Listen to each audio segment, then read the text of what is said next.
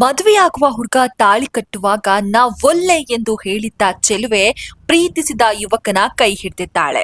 ಹೌದು, ಈ ಘಟನೆ ಹಾಸನ ಜಿಲ್ಲೆಯ ಆದಿಚುಂಚನಗಿರಿ ಕಲ್ಯಾಣ ಮಂಟಪದಲ್ಲಿ ನಡೆದಿದೆ. ಹಾಸನ ಜಿಲ್ಲೆಯ ಬೋವನಹಳ್ಳಿಯ ಯುವತಿ ಹಾಗೂ ಆಲೂರು ಸರ್ಕಾರಿ ಶಾಲೆಯ ಶಿಕ್ಷಕನಿಗೆ ಮದುವೆ ಫಿಕ್ಸ್ ಆಗಿತ್ತು. ಪ್ರೀ ವೆಡ್ಡಿಂಗ್ ಶೂಟ್, ಶಾಪಿಂಗ್ ಅಂತೆಲ್ಲ ಇಬ್ರು ಕೂಡ ಸುತ್ತಾಡಿದ್ರು. ಇನ್ನೇನು ವರ ತಾಳಿ ಕಟ್ಟಬೇಕು ಅನ್ನುವಾಗ ಯುವತಿ ನನಗೆ ಈ ಮದುವೆ ಬೇಡ ಅಂತ ಕಣ್ಣೀರಿಟ್ಟಿದ್ದಾಳೆ. ಇದೇ ಮೇ 23ರಂದು ಇವರಿಬ್ಬರಿಗೆ ಮದ್ವೆ ಕೂಡ ಫಿಕ್ಸ್ ಆಗಿತ್ತು.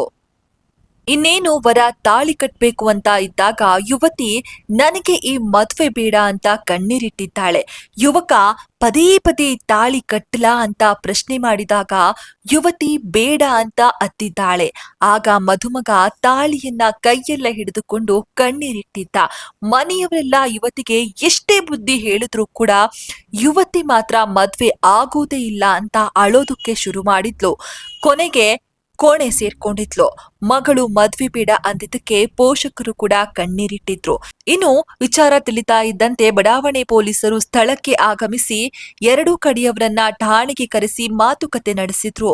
ಈ ವೇಳೆ ಯುವತಿ ಬೇರೊಬ್ಬರನ್ನ ಪ್ರೀತಿಸುವ ವಿಚಾರ ತಿಳಿದಿದೆ. ಇದೀಗ ಈ ಕೇಸ್ಗೆ ಬಿಗ್ ಟ್ವಿಸ್ಟ್ ಸಿಕ್ಕಿದ್ದು, ಬೆಳಿಗ್ಗೆ ಮದ್ವೆ ಬೇಡ ಅಂತ ಅಂದಿದ್ದ ಯುವತಿ ಸಂಜೆ ಆಗ್ತಾ ಇದ್ದಂತೆ ತಾನು ಪ್ರೀತಿಸಿದ ಹುಡುಗನ ಜೊತೆಗೆ ಮದ್ವೆಯಾಗಿದ್ದಾಳೆ. ಯುವತಿಯೇನೋ ಪ್ರೀತಿಸಿದ ಹುಡುಗನನ್ನ ಮದ್ವೆಯಾದ್ಲು. ಆದ್ರೆ ಪಾಪ ಆ ಶಿಕ್ಷಕ ಮಾತ್ರ ಕಣ್ಣೀರಿಡುವಂತಾಗಿದೆ. ಮದ್ವೆ ಇಷ್ಟ ಇಲ್ಲ ಅಂದ್ರೆ ಮೊದ್ಲೇ ಹೇಳ್ಬೋದಿತ್ತು. ಆದ್ರೆ ಮದುವೆ ಮುಗಿಯುವ ಕೊನೆಯ ಹಂತದಲ್ಲಿ ಹುಡುಗಿ ಈ ರೀತಿ ಮಾಡಿದ್ದು ತಪ್ಪು ಅಂತ ಹುಡುಗನ ಕುಟುಂಬಸ್ಥರು ಆರೋಪಿಸಿದ್ದಾರೆ.